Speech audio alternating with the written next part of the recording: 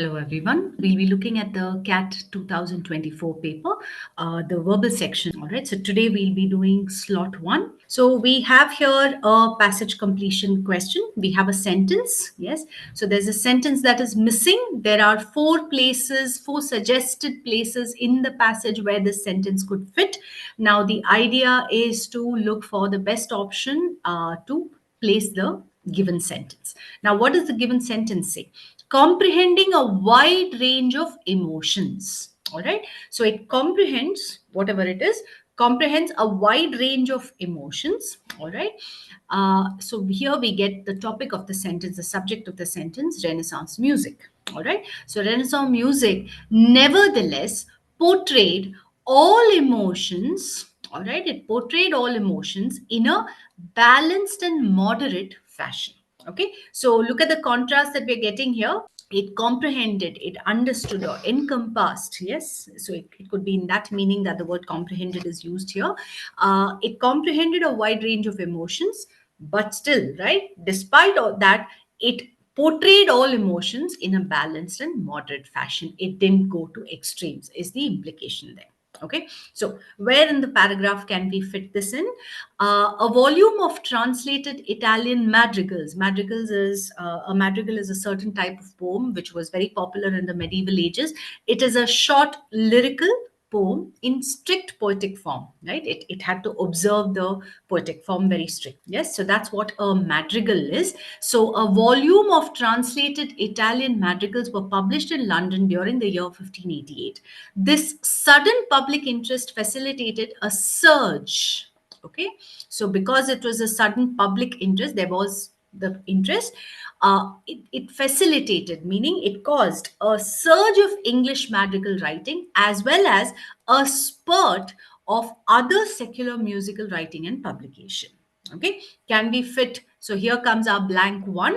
All right, now that is the first possible place where the sentence could be fitted in. Okay, please note that so far there has been no mention of Renaissance music, which is the subject or the topic of the given sentence. Okay, what does the next sentence say? This music boom lasted for 30 years. All right, so we definitely do not fit it in to the first blank, right? We do not put it in option one. Okay, because as I said, one is the subject of the given sentence is Renaissance music, and the previous sentence that is given in the paragraph says facilitated a surge of English madrigal writing and a spurt of other secular musical writing, and the next sentence says this music boom, right? So a surge or a spurt is a sudden rush or gush of whatever it, in this case, madrigal writing. All right, so there is a continuity here. We do not interrupt the flow. Okay, let's go on to that. This music boom lasted for 30 years and was as much a golden age of music as British literature was with Shakespeare and Queen Elizabeth I. So here comes option two. This could be another place to fit the sentence in. The rebirth in both literature and music originated in Italy and migrated to England. The English madrigal became more humorous and lighter in England as compared to Italy. All right. So here also there is nothing in either of the sentences, the one that comes before the blank and the one that comes after the blank, to talk about Renaissance music. It is still talking about the madrigal. And yes, I agree that there is the mention of the rebirth, which is essentially what the Renaissance is. Okay. But it is also talking about both literature and music. All right. So while this might look significant because it talks about both literature and music, we do not put it in blank to either. Okay. Renaissance music, now here comes the subject of our sentence, was mostly polyphonic in nature, in texture. Okay, what is polyphonic? Poly is many. Yes, phone, phon, mind you. The root word means sound. Okay, so it is mostly polyphonic in texture. That means it had multiple sounds. Yes. Then the next sentence says extreme use of, okay, extreme use of and contrasts in dynamics, rhythm, and tone color do not occur. Okay, so when you look at that, if you fit the sentence in between, what would it say? So you read the previous sentence: Renaissance music was mostly polyphonic in texture. Comprehending a wide range of emotions, Renaissance music nevertheless portrayed all emotions in a balanced and moderate fashion. Extreme use of and contrast of dynamics, rhythm, and tone color do not occur. Right? Why do they not occur? Because all emotions are portrayed in a balanced and moderate fashion. All right. So option 3 is where the sentence fits best. All right. So we have our choice. And of course, goes on to say the rhythms in Renaissance music tend to have a smooth, soft flow instead of a sharp, well defined pulse of accent. So it develops on that idea further. This is definitely easier than the previous one. This is quite simple, quite straightforward. The given sentence says the brain isn't organized. So you get the subject of the sentence, the brain isn't organized the way you might set up your home office or bathroom medicine cabinet. Okay, so it isn't organized. It makes a comparison between a home office and a bathroom medicine cabinet and the brain in terms of the organization. Okay, it says the brain isn't organized that way. What does so that is supposed to be an introductory sentence if we place it in option 1. Okay, what does the second sentence say? You can't just put things anywhere you want to, right? So if the brain isn't organized the way you might set up your home office or bathroom medicine cabinet, yes, you go on to say you can't. Why? If it isn't organized, you can't just place it wherever you like, right? So the flow is definitely there. So we consider option 1. Go on to read the rest. The evolved architecture of the brain is haphazard and disjointed and incorporates multiple systems, each of which has a mind of its own. So this sentence is actually elaborating upon the given sentence, right? Also, it talks about the sentence, mentions the word evolved architecture. And if you look at the next sentence, it says evolution doesn't design things and it doesn't build systems. So there's definitely a connection between the third sentence of the paragraph and the fourth sentence, right? So we don't put it in option 2. It goes on to say it settles on systems that historically conveyed a survival benefit. There is no overarching, okay, overarching meaning too ambitious, yes, grand planner engineering the systems so that they work harmoniously together, right? So there's a negative sentence that there is no, it rules out one aspect, that there is no overarching grand planner engineering the systems. The brain is more like a big old house with piecemeal renovations done on every floor. So it's not a grand plan encompassing everything, rather it's piecemeal, bit by bit. There are renovations done on every floor, and less like new construction, right? So the reference to engineering the systems in the previous sentence, right? So this less like new construction is a contrast to this. Okay, so the rest of the paragraph fits in. This makes for a very good introductory sentence. Therefore, option 1. In terms of options, it is option 3. But yes, we place it we place it at the beginning of the passage. All right. Here we have our first reading comprehension passage. This reading comprehension passage should be. It makes for slightly tricky reading because to get the idea, to capture the argument, the main argument of the passage may be a little difficult. Okay, but if you get the main argument, then this passage is quite easy to do. Okay, so what is this passage about? This passage talks about streaming services, yes, and in connection, the main topic is not the streaming services. The topic is streaming services and their connection to the preservation of art in terms of cinema and so on and so forth, right? So that is the idea, right? That sort of covers the whole passage. Okay, what does it talk about? So the first question is, which of the following statements about art best captures the argument made in the passage? Okay, so what is the argument?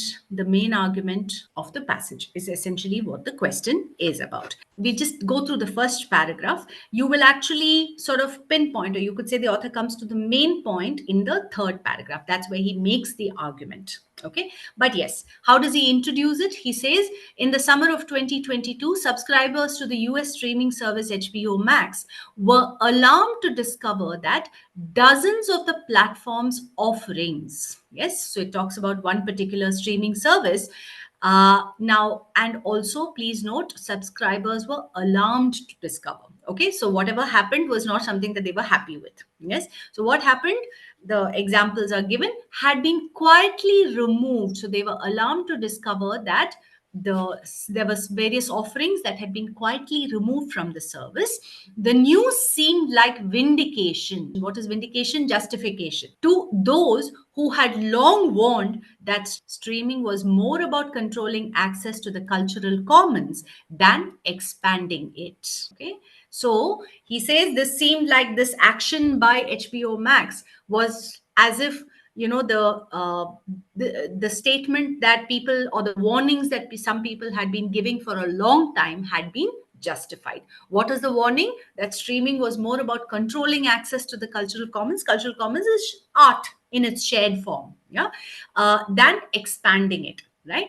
As did reports since denied by the show's creators that Netflix had begun editing old episodes of Stranger Things to retroactively improve their visual effects. Okay, so the idea of one channel removing the offerings and another channel or another streaming service editing old episodes of Stranger Things to retroactively improve their visual effects. That means they were playing around with it, right? So they were making changes, yes. And he says these two were, you know, they supported the idea, the warning that people had been giving for a long time, that streaming services was not really about, you know, preserving art, adding to the cultural commons, right? It was more about controlling it, actually. Okay, then you read the third paragraph also. Okay, it says anyone who does manage to acquire digital rights management free copies of their favorite films must nonetheless grapple with ever changing file format standards, not to mention data decay. Okay, the gradual process by which electronic information slowly but surely corrupts.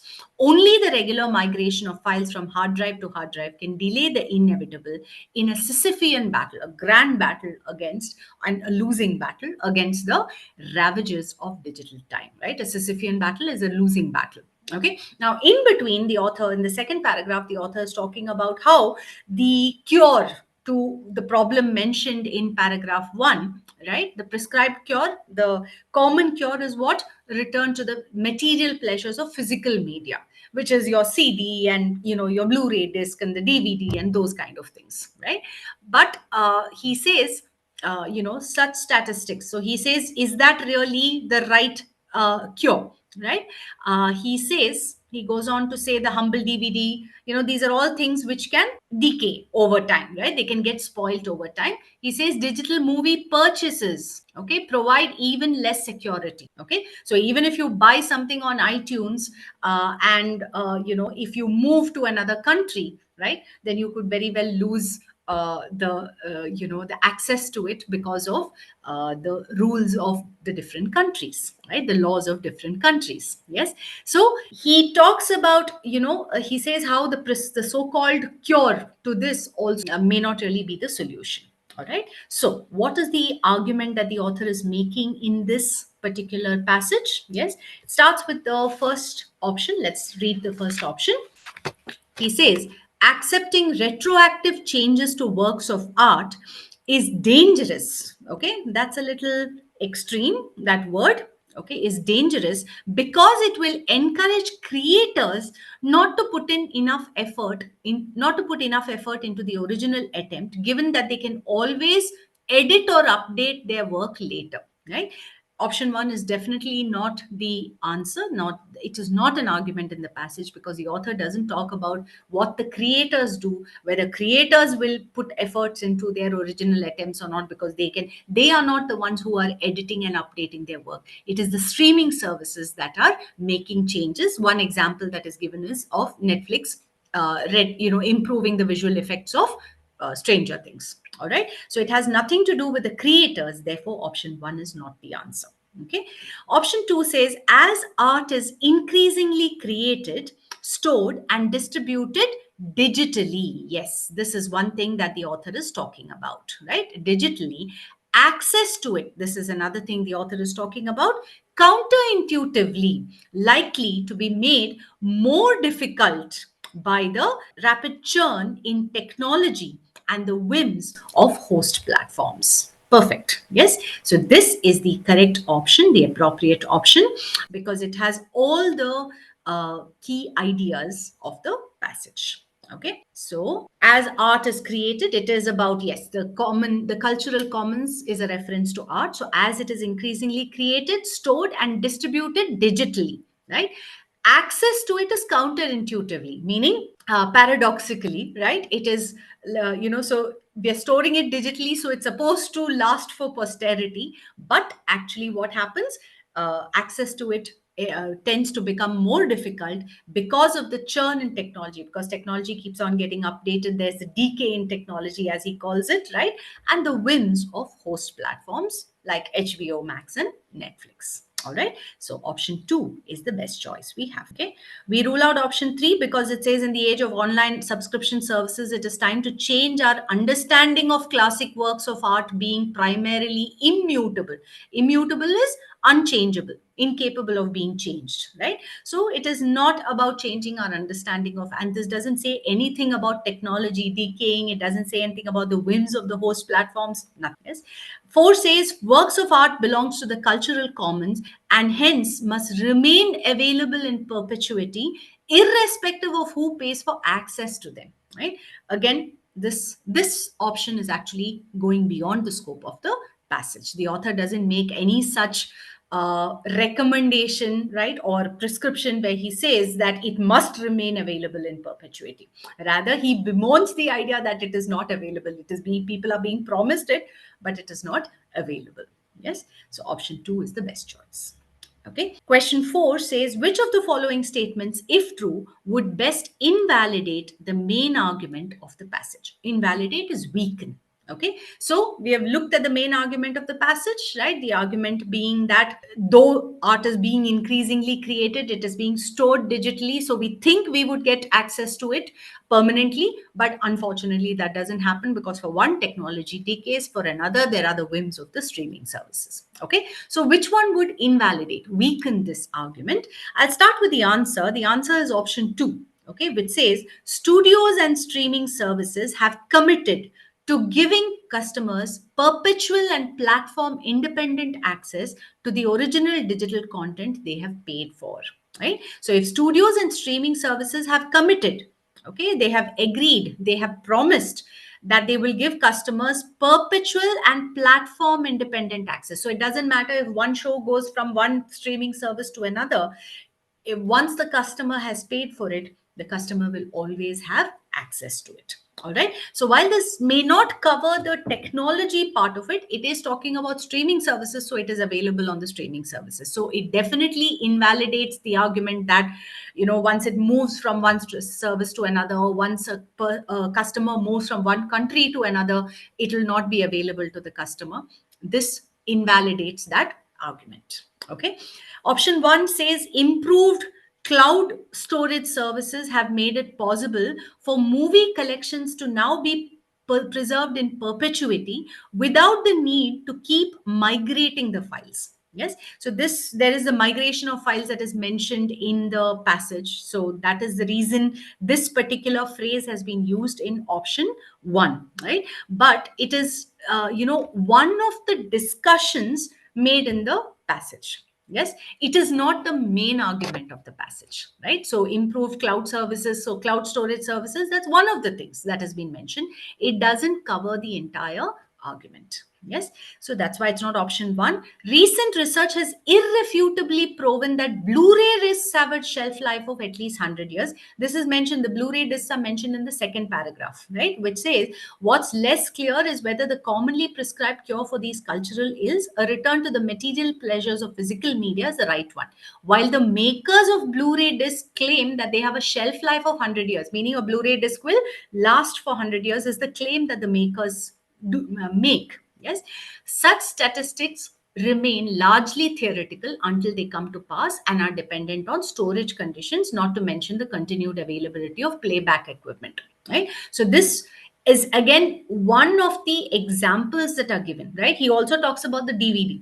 Yes. So this is one of the examples the author gives to show that the so-called cure for losing access is going back to physical media, but the Blu-ray discs don't really last, or it's dependent on how you store it, and so on and so forth, right?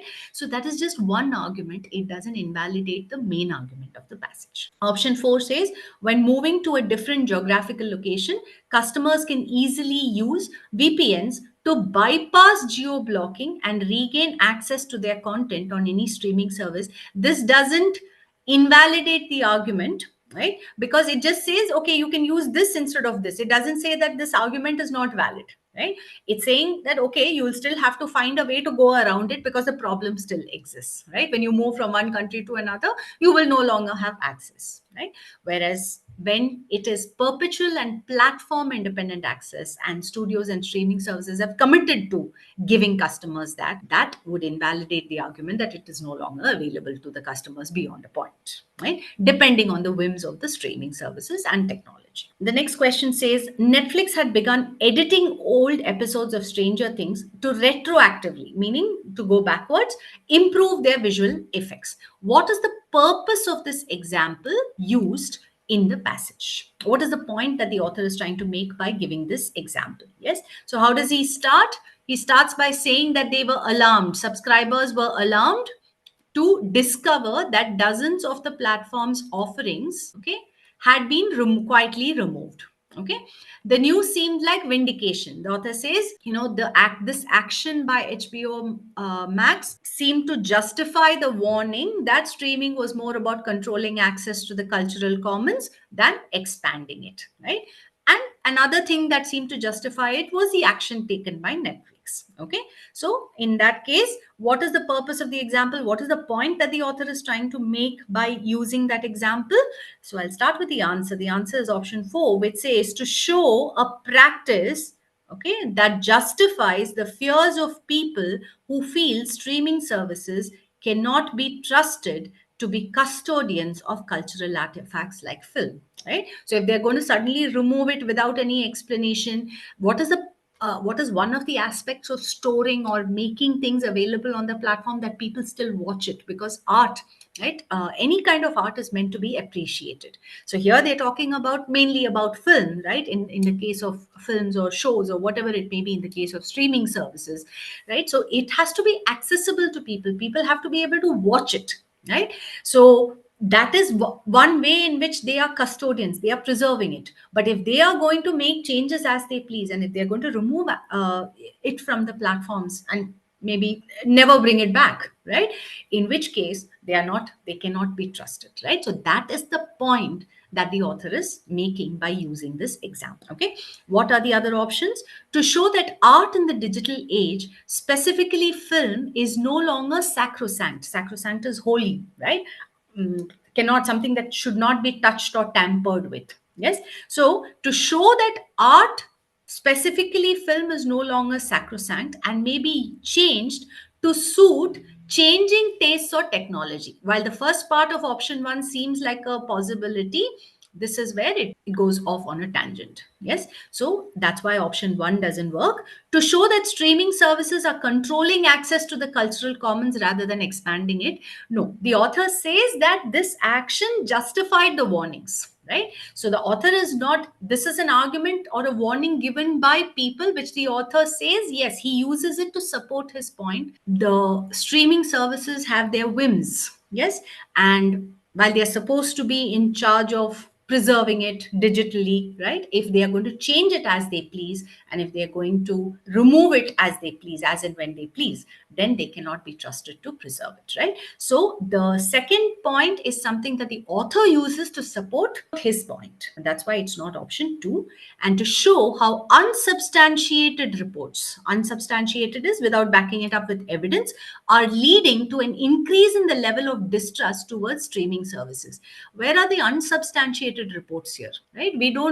The author is saying that they did do, right? They discovered that they had been quietly removed, right?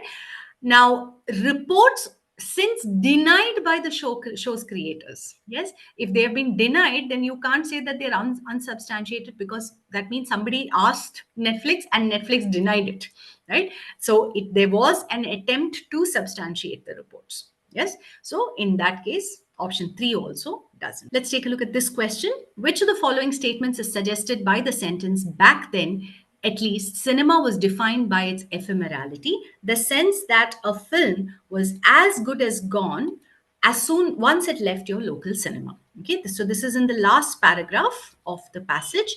The previous paragraph talks about how various films were lost for one reason or the other. Charlie Chaplin burned the negatives of one of his films as a tax write-off, either through accident or negligence or indifference, because people didn't care to look after these things. Films were lost. And the Fox is the company, right? Fox Film Vault burned down, destroying a majority of films, right? So he says, back then, note these words in the last paragraph, back then and today. Okay, so we already know this sentence. This is the reference, right? What does this sentence suggest? So this sentence starts with back then. The next sentence says today, with film studios keen to stress the breadth of their back catalogs, right? So most film studios seem keen, they seem very enthusiastic or passionate about stressing how much they have in storage, right? This breadth of their back catalogs, or to put it in Hollywood terms, the value of their IPs. The author adds a point there. Audiences may start to wonder why those same studios seem happy to set the vault alight themselves if it will help the next quarter's numbers. Yes. So on the one hand, the studios are talking about how, they have all the old film preserved and things like that. But on the other hand, he says audiences might wonder why they themselves are willing to just burn the whole thing down or destroy it, as long as it helps the numbers, which is basically their profits. All right. So what is the idea suggested by this particular sentence, right? And also, what is the contrast? So the essence lies in the contrast, back then and today.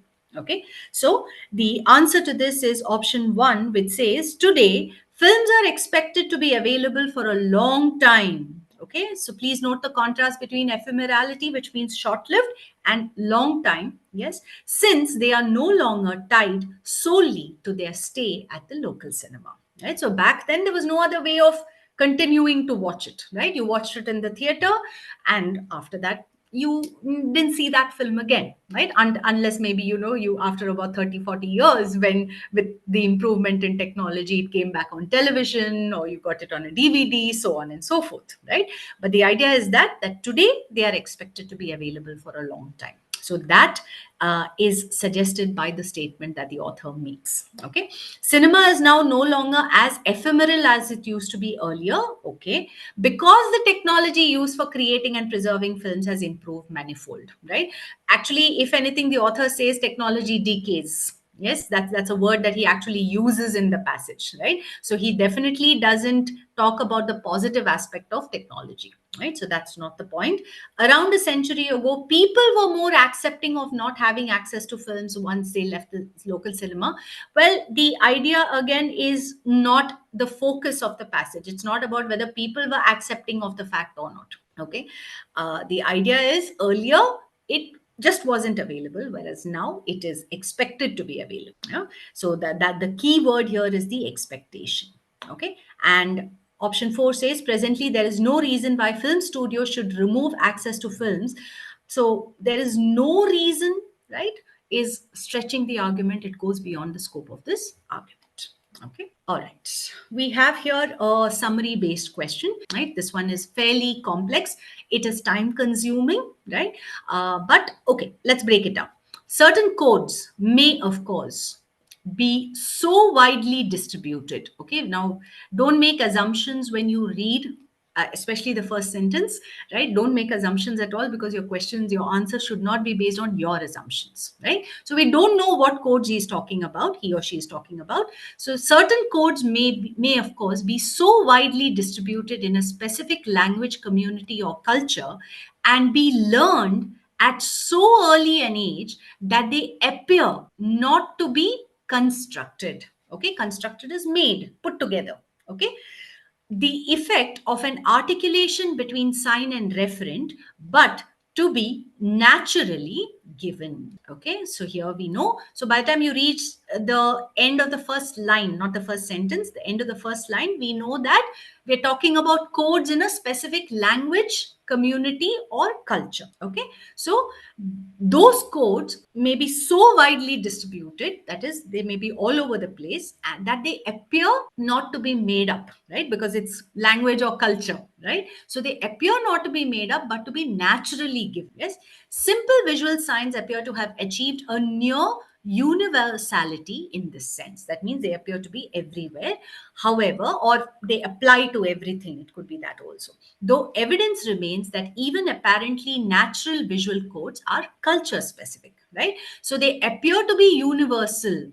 They seem to have achieved a near universality. As I said, they could be applicable anywhere, though they are supposed to be culture specific. Okay. However, so we have a contradiction. However, this does not mean that no codes have intervened, rather that the codes have been profoundly naturalized. They have been made natural. Okay, the operation of naturalized codes reveals not the transparency and naturalness of language, but the depth, the habituation, and the near universality of codes in use. They produce apparently natural recognitions.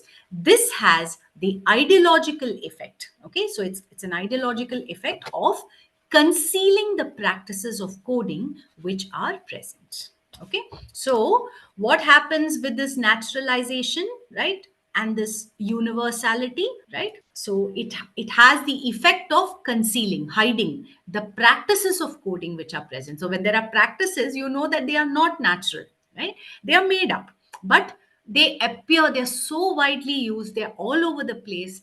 They seem to apply universally to everything, even though they're supposed to be culture and language specific, right? That they, because of this universality, they hide the practices, they conceal the practices of coding which are present. So the practices of coding is what would reveal that they are not natural, right? So this is the passage. Okay, so what's a summary? That there are certain widely distributed codes in language or culture, and they are so widely distributed that they appear to be natural and not constructed. And this apparent naturalization, right? So it's not actually natural, but it seems to be natural, helps to hide the coding practices. Which option summarizes that? Language and visual signs are codes. Okay, says the first option. However, some of the codes are so widespread that they not only seem naturally given, but also hide the mechanism of coding behind the signs, right? So option one does convey all the points, that language and visual signs are codes. Okay, it mentions that. However, some of the codes are so widespread, certain codes, right, not all the codes, that they not only seem naturally given, but also hide the mechanism of coding is nothing but the practices of. Okay, what does option 2 say? Not all codes are natural, but certain codes are naturalized and made to appear universal. Okay, seems to be applicable. Ideology aims to hide the mechanism. This is where option 2 goes on a tangent. It doesn't say that ideology aims to, right? It has the effect. There's the ideological effect. Nowhere does it say ideology has the effect, even, right? And option 2 is saying ideology aims, right? The goal of ideology is to hide that. That is way beyond the scope of this passage. Learning linguistic and visual signs at an early age makes all codes appear natural. No, nowhere does it say learning the signs makes it appear natural, right? And the naturalization is the effect of ideology. Again, option 3 also extends the use or twists the use of the word ideological effect. Okay. All codes, linguistic and visual, have a natural origin, but some are so widespread that they become universal. This is where option 4, till then, option 4 seemed like a good one. Become universal, it says. Nowhere does the option say, the passage say that they become. It says they appear to be universal, right? This is what hides the mechanism of coding behind signs. Okay, so it says this is what hides the mechanism of coding behind signs. So what do we mean by the this? That they have a natural origin, but some are so widespread that they become universal, right? No, it is not this that hides the mechanism, right? So option 4 again twists the passage. We have here an odd sentence kind of question, right? So this kind of question, this one is a tricky one, definitely a tough one, again, therefore will be time consuming. Okay, so what do we have? We have 5 sentences jumbled up. 4 of them can be put together to form a coherent paragraph. Our job is to identify the odd sentence. Okay, so what do the 5 sentences say? Animals have an interest in fulfilling their basic needs. Okay, but also in avoiding suffering, and thus we ought to extend moral consideration, right? So animals have an interest in, meaning there is in this sense you can even take interest as need, right? So they have an interest in fulfilling their basic need. They need to fulfill their basic needs, but they also want to avoid suffering, and therefore we should, right, who is the we? Maybe human beings ought to extend moral consideration. Okay. Sentence 2 introduces a name to us. Singer viewed himself as utilitarian and presents a direct moral theory. Okay, so we also know Singer's theory concerning, or rather, it says that he had a theory, he proposed a theory concerning animal rights in contrast to indirect positions, such as welfarist views. Okay, so he had a view that contrasted with welfarist views, right, concerning animal rights. Okay. He argued, the he here would refer to Singer. He argued for extending moral consideration to animals. So, this is essentially his argument, because similar to humans, animals have significant interests. Okay, so here we get another idea. Similar to humans, animals have certain significant interests. Okay, the event that publicly announced animal rights as a legitimate issue. Okay, the event that publicly announced animal rights as a legitimate issue within contemporary philosophy was Peter Singer's Animal Liberation text in 1975. So here, this has the full name Peter Singer. It introduces this person and his idea. Okay, so that's what this sentence does. As such, okay, so that seems to sort of conclude. As such, we ought to view their interests alongside and equal to human interests, which results in humans having direct moral duties towards animals. Okay, so this sentence is also talking about how animals have interests that are similar to human interests, right? Because alongside and equal to. So he says, for whatever reason, as such, we ought to view their interests as alongside and equal to human interests, which results in humans having direct moral duties towards animals. Okay, so there is definitely a connection between sentence 2 and, okay, there is a connection between sentence 2, which says viewed himself as this and presents a direct moral theory concerning animal rights. Okay, and sentence 4, which says the event which publicly announced, because they both mention Peter Singer. Okay, there's also a connection between 3 and 5, because 3 talks about how animal interests are similar to human interests, and sentence 5 talks about how we ought to view their interests alongside and equal to human interests. So the odd one out here will be option 1. Okay? Sentence 1 is the odd one out. While yes, it does mention moral consideration, but here it talks about basic needs, not the interests that are similar to humans. Right? Because it makes it very specific by talking about basic needs and avoiding suffering, which is nowhere mentioned. What those animal interests are that are similar to human interests, we don't know. Right? Those are not mentioned. Yes. So the answer here will be option 1. Okay. We have here another summary question, which is easier, definitely makes for more interesting reading. Yes. So let's see what this one says. Scientific research shows that many animals are very intelligent and have sensory and motor abilities that dwarf ours. So they have abilities, sensory and motor abilities that are much superior to us, right? Dwarf us in that case, in that sense, means superior to us. Dogs are able to, so there are examples given, dogs are able to detect diseases, warn humans of impending heart attacks and strokes, Elephants, whales, hippopotamuses, giraffes, and alligators use low frequency sounds to communicate over long distances. Many animals also display wide ranging emotions, including joy, happiness, empathy, compassion, grief, and even resentment and embarrassment. Right? So there are all the, you have joy, happiness, but you also have compassion, you have grief, resentment, right? A little bit of anger, yes, and anger at a sort of perceived injustice, right? And embarrassment. Okay, it's not surprising that animals share many emotions with us because we also share brain structures located in the limbic system that are the seat of our emotions. Now, animals can show emotions which are typically associated with humans is, I would say, incomplete. Many animals also display wide ranging emotions, but still this is incomplete because where's the rest of it, right? Where's the idea that, where's the reason given for that, which is there in the last sentence, right? Why is it that animals share emotions with humans? Because we also share brain structures. That part has been left out. Okay, so we eliminate option 1. The advanced sensory and motor abilities of animals is the reason why they can display wide ranging emotions. Okay, so the advanced sensory and motor abilities is the reason, right? This connection is the one that is incorrect in option 2.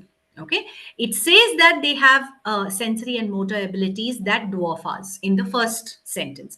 It talks about how they can display wide ranging emotions in the last two sentences, but the passage itself doesn't connect the two directly, right? There's another reason. The reason is that we share brain structures. Okay, so that's why it's not option 2. Animals are more intelligent than us in sensing danger and detecting diseases. This is picking up two examples from the passage and using another word which says, that they have sensory and motor abilities that are superior to us. It doesn't say they are more intelligent. They are very intelligent, not that they are more intelligent than us. Yeah, so that's why it's not option 3. Option 4 is the best choice, which says the similarity in brain structure explains why animals show emotions typically associated with humans. So this more or less covers the entire passage. Let's see what we have here. Another odd sentence question. This is again a much easier one as compared to the previous one. So let's see what the sentences say. Urbanites also have more and better options. Okay, so we're talking about urbanites have more and better options for getting around. Uber is ubiquitous. Ubiquitous is available everywhere, seen everywhere. Easy to rent dockless bicycles are spreading. Battery powered scooters will be next. Okay, so these are options after the colon, right? After the colon, what you have are options that tell us what, or rather, they are examples of the options. Okay. Sentence 2 says when more people use buses or trains, the service usually improves because public transport agencies run more buses and trains. Okay, so when more and more people use these services, the service improves, says sentence 2. Worsening services on public transport, terrorist attacks in some urban metros, and a rise in fares have been blamed for this trend. What is this trend? Okay. It seems sentence 2 is not a trend, right? This is something that can happen if a certain condition is fulfilled. All right. It seems more likely that public transport is being squeezed structurally as people's need to travel is diminishing as a result of smartphones, video conferencing, online shopping, and so on. So it seems more likely that public transport is being squeezed structurally. Okay, meaning squeezed is restricted structurally. All right, there has been a puzzling decline in the use of urban public transport in many countries in the West, despite the growth in urban populations and rising employment. Okay, so what has happened now? We know that there's a puzzling decline in the use of urban transport. We know that urbanites have more and better options than public transport for getting around, which is easy to rent dockless bicycles, battery powered scooters, Uber, etc. Okay. Statement 3 says worsening services on public transport. Terrorist attacks have been blamed for this trend. Okay, right? And it seems that likely that public transport is being squeezed structurally. So maybe the trend that is mentioned in sentence 3 is a reference to what is mentioned in sentence 4. Right? So 1, 3, 4, and 5 are all talking about how public transport is being squeezed because services are getting worse. There's a decline in the use of public transport because there are better options for getting around, right? So there's a definite connection among sentences 1, 3, 4, and 5. The odd one out here is sentence 2, which talks about how public transport can improve. Yes, so that's the opposite to what those other 4 sentences are saying. Let's look at the next reading comprehension passage. So this passage talks about the concept of crafts. Yes, it talks about crafts. It talks about a revival in interest in the crafts, right? And talks about the markets, why it is or why there is a revival in the interest in crafts, right? There are potential markets, why those potential markets are there, etc., etc. So this is what this passage is about. Now, question 11 says the most recent revival in interest in the crafts is a result of the emergence of all of the following except. That means this interest, the revival in the interest in craft has come about because of the rise in these 3 things. Okay, what are these 3 things? So first let's look at what the things are that have caused the revival. You have option 2, which says a niche market for discerning buyers. Discerning are people who are selective, right? People who have an eye for the good things. Niche market for discerning buyers of quality products. The contrast between artisanship and efficiency first came to the fore in the 19th century when British manufacturers suddenly faced competition, etc., etc., as firms developed the American system using standardized parts. The worldwide success of the Singer sewing machine showed the potential of a mass-produced device, right? So this is basically why crafts declined in the first place, right? When the mass production came about. This process created its own reaction, first in the form of arts and craft movement of the late 19th century. Then again, the small is beautiful, okay? The small is beautiful movement of the 1970s, okay? So the reaction to the mass production where the arts craft declined a little bit, the reaction to that were these 2 movements. Okay. A third crafts movement is emerging as people become aware of the environmental impact of conventional industry. Okay. So there straight away you get option 3. This is one of the reasons, the concerns about the environmental impact of mass production, right? Because of that, people are going back to the crafts, the handmade stuff and things like that. Okay. Now, if you go on to read the next paragraph, it says there are 2 potential markets, okay, meaning craft, an interest in the craft revives, right? One of the reasons, the markets, what are the markets? That is, who are the people who will buy those crafts, who will take an interest in those crafts? The first stems from the existence of consumers who are willing to pay a premium price for goods that are deemed to be of extra quality, right? So people who are particular about their taste, and therefore basically it's a niche market, right? It's a specific market. It's not a market that you don't have a lot of customers like that, right? But there is a growing market of customers who are willing to pay a high price, a premium price for things that are considered to be of good quality. Yes, so that will be option 2. All right, then look at the next one. The second market lies in those consumers who wish to use their purchases to support local workers, okay, or reduce their environmental impact by taking goods to craftspeople to be mended or recycled. So there you get option 4 also. So the only one that we don't get is support for individual creations as opposed to. So it is not this versus that. It is more that people realize that there is a downside to mass produce stuff. And because of that, there is an emerging market for crafts. Yes.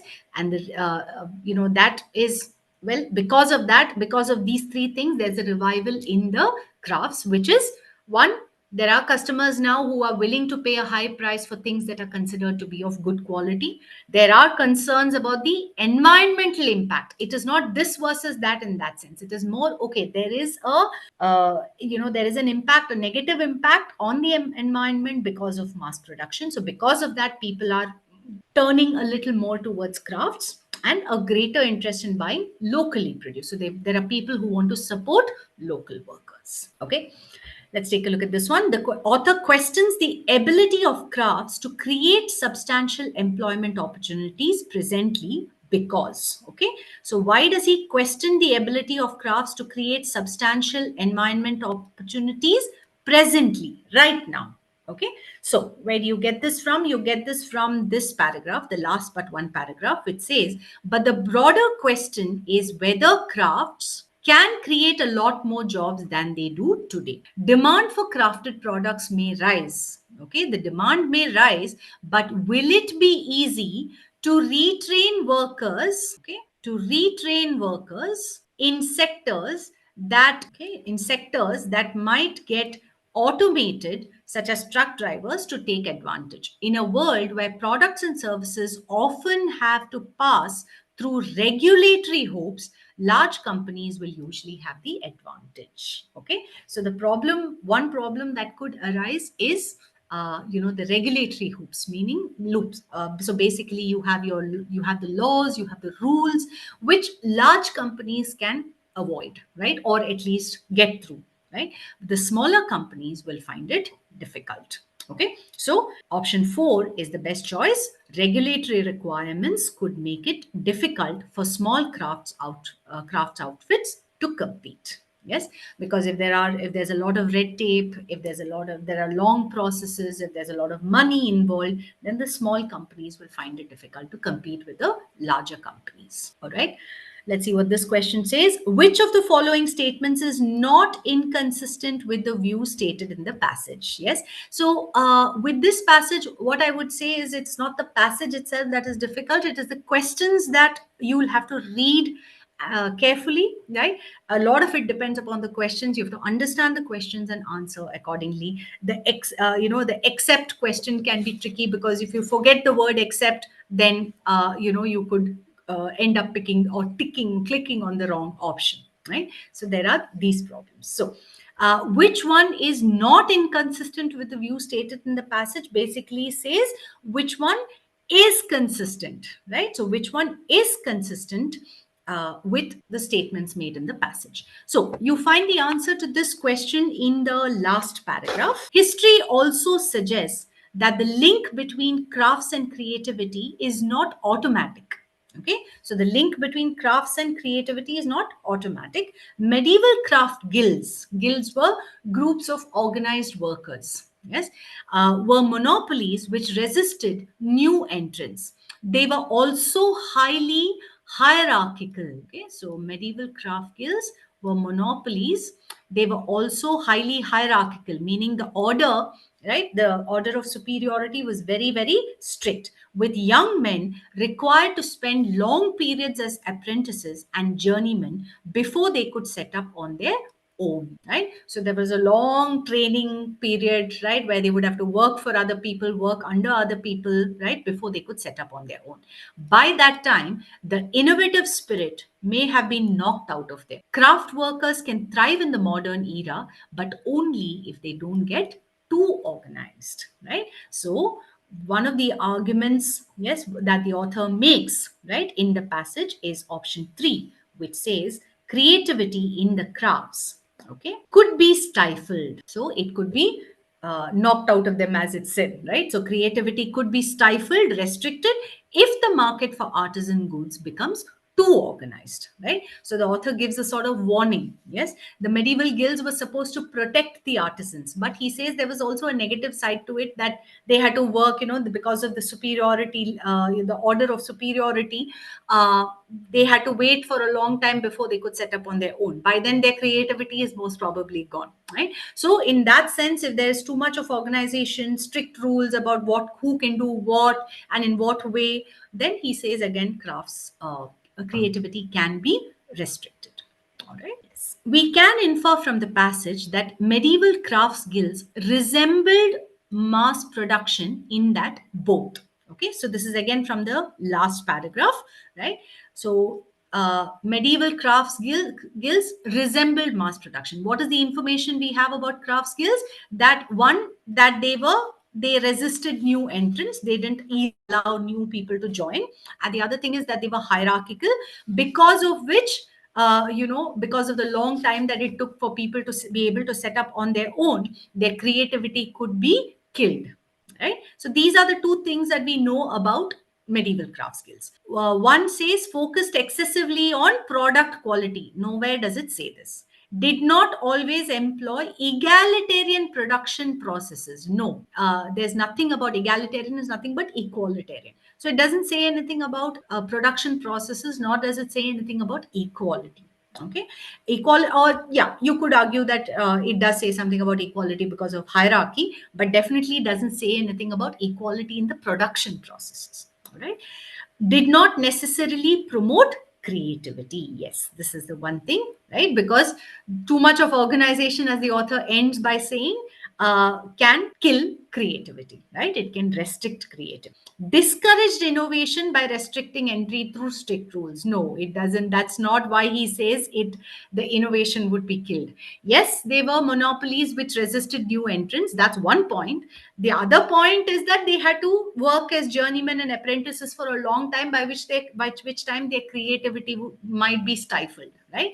But it doesn't say anywhere that it discouraged innovation by restricting entry. Yes, so option 3 is the best choice. Here we have a slightly tricky passage. What is it about? It talks about how economics was initially a very restrictive kind of discipline, right? And it went on to borrow from other disciplines, but didn't really give credit for a long time, right? So, how sooner or later it had to bow down and borrow from other disciplines also, right? So that is the that sort of sums up the passage, right? He gives us examples of different economists. Yes, so in the first paragraph the author is making the point that economists like Becker.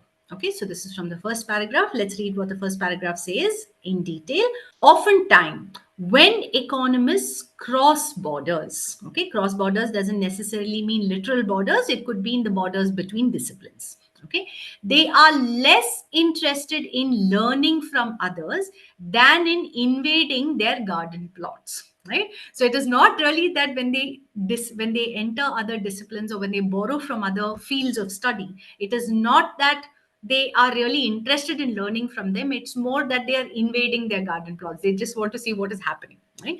Gary Becker, for instance, pioneered the idea of human capital. Okay, so he was, for all intents and purposes, a great economist, pioneered the idea of human capital. To do so, he famously tackled topics like crime and domesticity, applying methods honed in the study of markets to the domains of non-market life. He projected, these are the things he did. He projected economics outward into new realms. For example, by revealing the extent to which humans calculate marginal utilities when choosing their spouses or stealing from neighbors. Don't get caught up in the details of this paragraph, right? Keep your eye on the main prize, which is the main point. What is the point that the author is making about Becker? So he tells us what Becker has achieved. But remember, he starts with a negative statement by saying that they're less interested in learning from others than in invading their garden plots. So the second sentence onwards, Gary Becker, from there onwards, he is essentially giving an example. Okay, so don't get caught up in the passage. At the same time, he did not let other ways of thinking enter his own economic realm. For example, he did not borrow from anthropology or history or let observations of non market economics inform his Homo economicus. Okay, Homo economicus is the economic man, it's a term in economics. Okay, Becker was a picture of the imperial economist. Okay, imperial will always suggest superior, arrogant. Yes, imperial economist in the heyday of the discipline's bravura. Bravura is skill. Okay. So, what is the point that the author is making by saying this? He starts out by saying they're less interested in learning than in invading their garden plots, goes on to talk about Gary Becker's achievements, but also says, right, that he didn't let other ways of thinking enter his economic realm.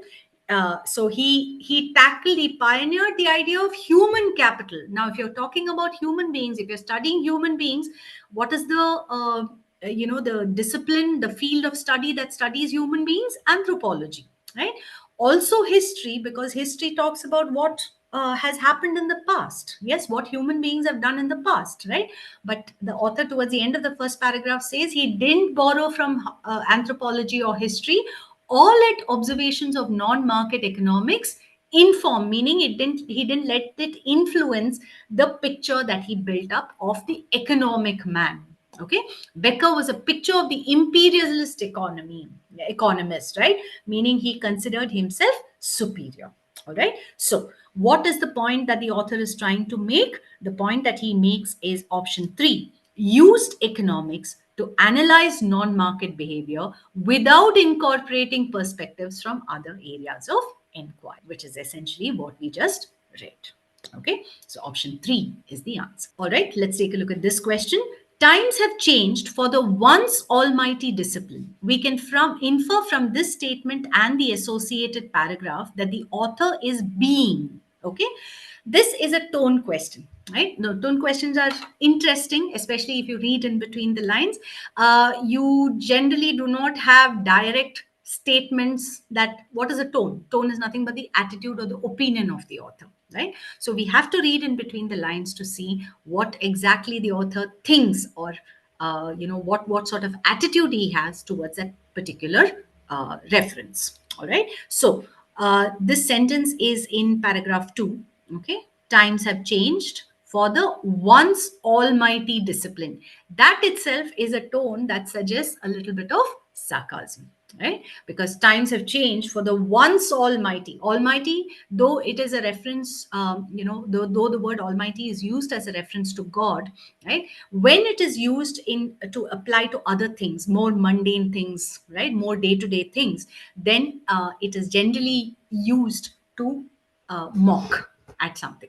Okay, so how the mighty have fallen is a cliche, right? Is a saying. Yes. So what does it mean? It means that when if a person is extremely proud and then has to is humbled, right? That's when we generally say how the mighty have fallen. Yes. So in this case, that's the tone in which the author seems to be using it, where he says times have changed for the once almighty discipline. Remember the previous paragraph where the author says how Becker talks about he pioneered the idea of human capital but never once referred to anthropology or history. He didn't let any of that influence the picture that he built up of the economic man, right? He's studying man but didn't allow any other discipline that studies man to influence his ideas, right? Or he didn't take any of those ideas into consideration, right? So, and the author also says Becker was a picture of the imperial economist, right? That was what the last sentence said. Yes, was a picture of the imperial economist in the heyday of the discipline's bravura, right? So again, the word imperial economist, as I said, signifies superiority, arrogance. Yes. So from this, we get the idea that the author is definitely not. So also, if you look at the last line of the second paragraph, he says the field aims to go beyond the caricature of rational man to explain, right? So having spawned active subfields like judgment, decision making, and a turn to experimentation, the field. Now, the almighty discipline here refers to economics. Yes. So there were economists like Becker who were very arrogant about it, didn't allow anything else to, uh, you know, he didn't take any other ideas into consideration. But he says now times have changed for this discipline. All right. So, is the author being judgmental about the ability of economic tools to accurately manage crisis leading to the downfall of this lofty science? No. He might be being judgmental, but he's not being judgmental about the ability of economic tools to accurately manage crisis. That's not what the author is talking. Disparaging of economists' inability to precisely predict market behavior and are now borrowing from other disciplines to remedy this, right? So again, it's not about whether they are able or unable. Yes, so it is not about the ability, therefore that's not your answer. Sarcastic, which is one of the words I used, about how economists who earlier shunned is avoided, rejected other disciplines, are now beginning to incorporate them in their analysis. Yes, so this is your answer. Option 4 says critical of economists openly borrowing and collaborating. They're not, right? They're not openly borrowing and collaborating other disciplines to explain how humans. The author would not be critical of their doing this. The author says, in fact, that they should do that, right? They should accept other ideas because they are all interconnected. Yes, so that's why the author wouldn't be critical of their doing this. All right, so the answer is option 3. Okay, we can infer from the passage that the term Homo economicus refers to someone who. Let's read that paragraph. This is where it is mentioned, right? Okay, so psychologists take one look at the simple formulation and shake their heads. Increasingly, even some mainstream economists have to admit that Homo economicus doesn't always behave like the textbook maximizer. Okay, irrational behavior can't simply be waved away as extra economic expressions of passions over interests and thus the domain of other disciplines. He says you can't just explain away or dismiss irrational behavior as extra economic expressions of passions over interests, and therefore, they're not, they don't come under the purview of economics. They should be studied by other fields of study. Okay, this is one place where the humanist can help the economist. If narrative economics is going to help us understand how rivals duke it out, how they fight it out, who wins and who loses, we are going to need much more than lessons from epidemiological studies of viruses or intracranial stimuli. So, what is the reference to Homo economicus here? The author says that mainstream economists have to admit that Homo economicus doesn't always behave like the textbook maximizer, and then goes on to say irrational behavior can't simply be waved away, right? So that means the textbook maximizer is the one that always behaves rationally, right? The Homo economicus is the economic man who always behaves in a rational manner, right? So they have to admit that Homo economicus doesn't do that, right? Is what the paragraph is telling us. Yes. So the answer will be option 4, makes rational decisions based on their own preferences. Now, the author critiques in this case is, well, analyzes, criticizes. We'll see. This is in the last paragraph, right? So Schiller's approach to behavioral economics 4. So what does the author say about Schiller's approach to behavioral economics? Above all, we need politics and institutions. Schiller connects perceptions of narratives to changes in behavior and thence to social outcomes. So he connects perceptions of how something is seen, right? Narratives here could be how something takes place, right? A situation. He connects the situation to changes in behavior, and from there, thence is from there to social outcomes. He completes a circle. Okay, he completes a circle that was key to behavioral economics and brings in storytelling to make sense of how perceptions get framed.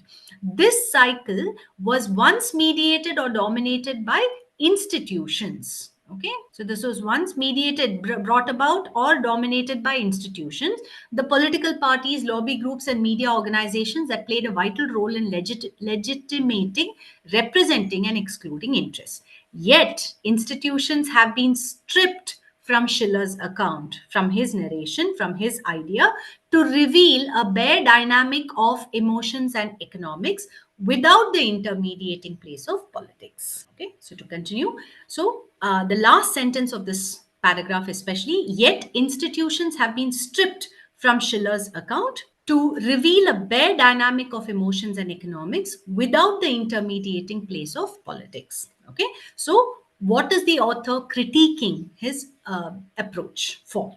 Okay, is it denigrating the role of institutions? Denigrating is putting down, Okay, making something appear inferior. Denigrating the role of institutions? No, the author doesn't say that. Schiller denigrates, puts down. Okay, ignoring the marginal role that media and politics. Is it a marginal role? No, right? It says he completes a circle that was key. This is the second sentence of the last paragraph. Key to behavioral economics and brings in storytelling, etc., etc. And then goes on to say this cycle was once mediated or dominated by institutions. So it's definitely not a marginal role. Okay, relying excessively on storytelling as the main influence on the formation of perceptions. Again, Schiller doesn't rely excessively on this. It is rather that Schiller leaves out something. Okay, and that's what option 4 tells us, linking emotions and rational behavior without considering the mediation of social institutions. So option 4 is the best choice. Okay, we have here another summary question.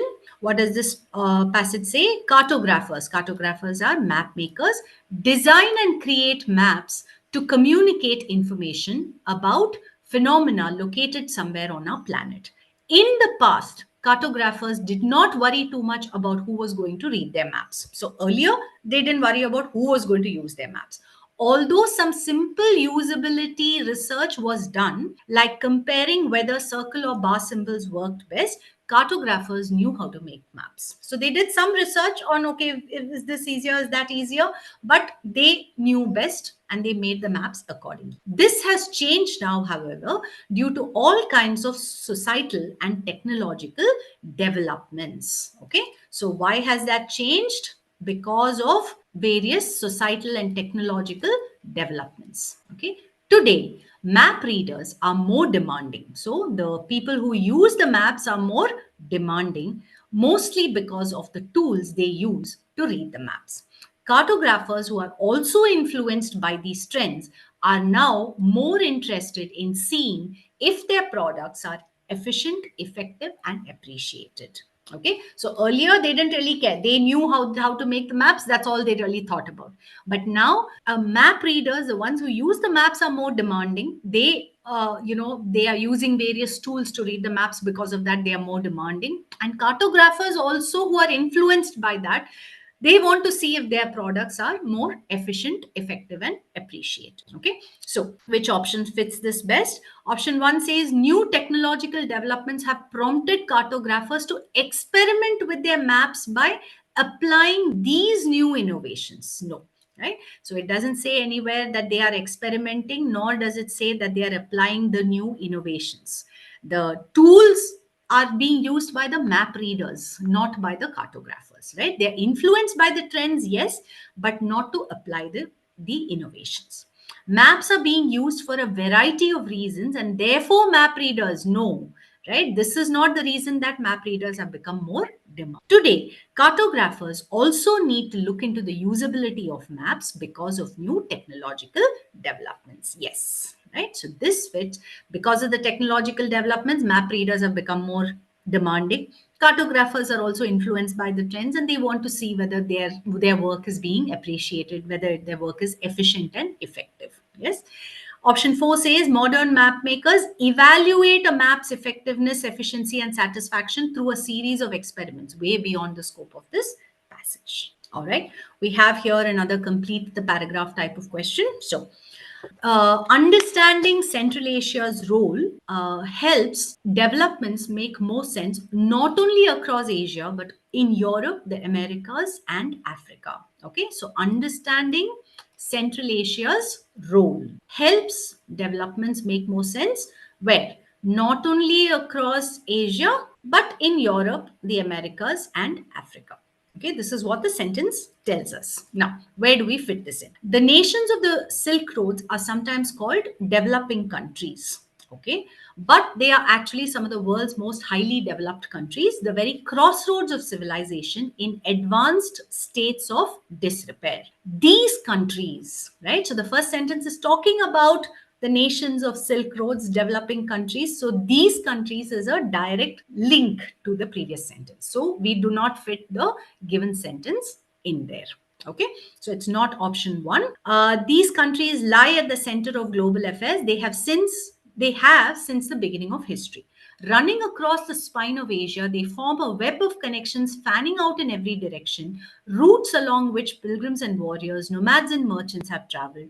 Goods and produce have been bought and sold, and ideas exchanged, adapted, and refined. Okay. They have carried not only prosperity but also death and violence, disease and disaster.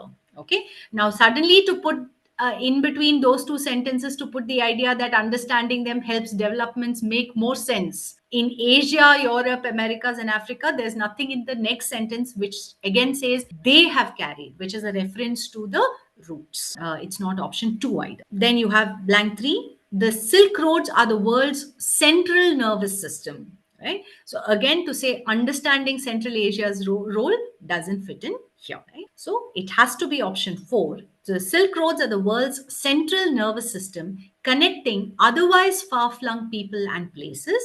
Understanding Central Asia's role helps developments make more sense not only across Asia but in Europe, the Americas, and Africa. It allows us, so here this gives us the link. It allows us, meaning understanding the role, allows us to see patterns and links, causes and effects that remain invisible if one looks only at Europe or North America. So option one, blank four, is the best choice. All right. All right, we have here the last passage, which talks about a certain kind of marsupial, of the bandicoot. It talks about how some of the types of bandicoots died out, became extinct, but some of them have managed to survive, and a certain effort to keep them alive. All right, so let's see what the first question says. Which of the following statements provides a gist of the passage? All right, so just a summary of the passage. So we'll start with that. So, as I said, the passage is about the bandicoot, yes, and how they almost became extinct, but then there is one type at least that has managed to survive.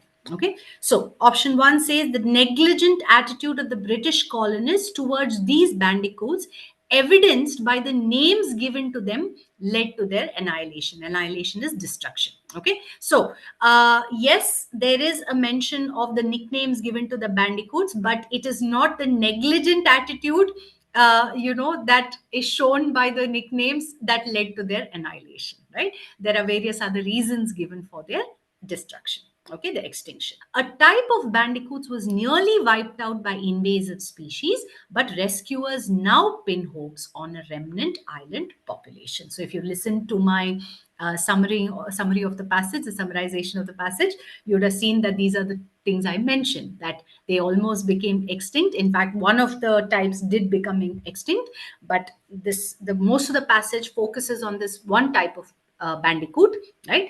And that was also nearly wiped out, but there are some people who are now hoping to keep them going. All right, so that's why option two is the best choice. The onslaught of animals such as cattle, rabbits, and house cats brought in by the British led to the extinction of the western barred bandicoot. Okay, so yes, there is a mention of the invasive species. Okay, if you read the third paragraph, option three is talking about the western barred bandicoot.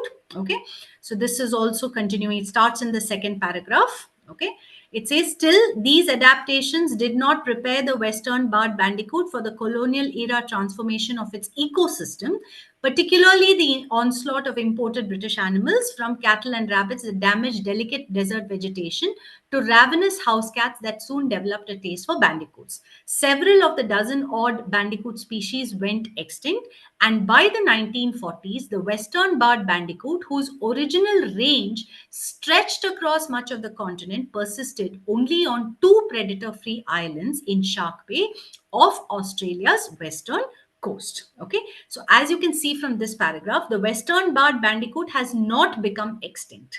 The other types became extinct because of the reason mentioned in option 3, which is the onslaught, the attack by cattle, rabbits, and house cats. Doesn't mean they attack the bandicoots directly. Obviously, cattle are not going to do that, nor are rabbits, but cattle and rabbits would have eaten basically they would have just spread out, because of which there probably wasn't food available for them. Their habitat was destroyed, right? Because of those reasons they would have died out, right? But the western bandicoot did not become extinct. They managed to survive on at least two islands. All right, Marsupials are going extinct due to the colonial era transformation of the ecosystem, which also destroyed the natural vegetation.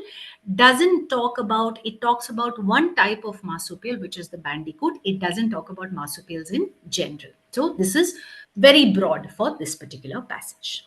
To talk about question 22, according to the text, the Western bandicoots now have a flattering name because they have. Okay, why is it that the Western bandicoots now have a flattering nickname? So it is mentioned in the first paragraph that they were known as the zebra rat. The Britishers originally called them that. But if you look at the last paragraph, the last two paragraphs, it says, for now, though a recent surge of rainfall has led to a bandicoot joey boom, meaning there are a lot of young ones, raising the wild desert's population to about 100. Okay. There are also signs of rebirth in the landscape itself. With their constant digging, the bandicoots trap moisture and allow for seed germination so that the cattle damaged desert can restore itself. Right. So he says the bandicoots are actually helping the environment, right? It is helping the environments, sort of causing a rebirth of the landscape itself. Yeah, they have a new nickname. That is, the bandicoot has a new nickname, a flattering one this time. We call them ecosystem engineers, Pedler says. All right, the author quotes Pedler, who is one of the ecologists who are helping with the conservation program. All right. So, why do they now have a flattering name? Mainly because they have helped, right? Aided in altering an arid is dry, right? So, it's the desert landscape, isn't it? So, the bandicoots have helped trap moisture with their constant digging. And because of that, the landscape is now reborn, right? It's getting a new birth. Let's take a look at the next question. Which of the following options does not represent the characteristics of the Western barred bandicoot? Okay, this you get from mostly from the first 2-3 paragraphs. Landing in Australia, okay, the British colonists weren't much impressed with the small-bodied, slender-snooted marsupials called bandicoots. Their muzzle, which is much too long, gives them an air exceedingly stupid. Yes, so it has a very long nose, right, muzzle, and the naturalist says, right, the naturalist noted that it makes them look excessively stupid. They nicknamed one type the zebra rat because of its black striped rump. Okay, so silly looking or not, the zebra rat, the smallest bandicoot, exhibited a genius for survival, etc., etc. It carried its breath mint sized babies in a backward facing pouch. Okay, so these are the description, the physical descriptions we have of the bandicoot. All right, so which one doesn't represent the characteristics of the Western barred bandicoot? It is the second one, which says the smallest black striped marsupial that uses camouflage. It might be the smallest black striped marsupial, but it doesn't use camouflage and dig. Yes, it does have the look of a rat, but with a baby pouch and a slender snout that we have seen. Long, thin nose, black striped back, pouch for joeys. Yes.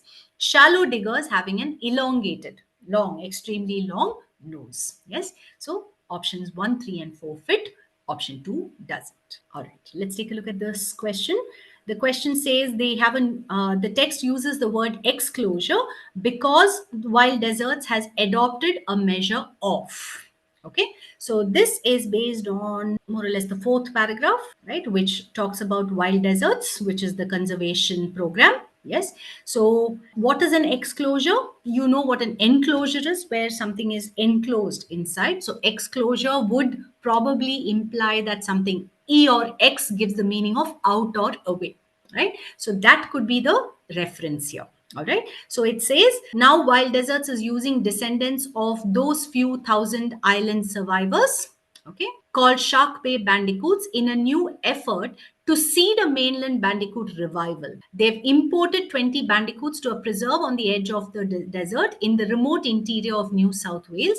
This sanctuary is a challenging place, desolate much of the year, with one of the world's most mercurial rainfall patterns, relentless droughts followed by sudden drenching floods. The imported bandicoots occupy two fenced exclosures. So this is where the word is mentioned. Okay, cleared of invasive rabbits. Please take note. There are two exclosures cleared of invasive rabbits and of feral cats. Yes. A third fenced area contains the program's wild training zone where two other marsupials currently share terrain with controlled numbers of cats learning to evade them. Okay. So basically, you have the use of the word exclosure, saying that the two exclosures are being cleared of invasive rabbits. Okay. So in that case, the answer to this will be barring the entry. So exclosure. So if enclosure is meant to keep something in, exclosure is meant to keep something out. All right. So barring the entry of invasive species.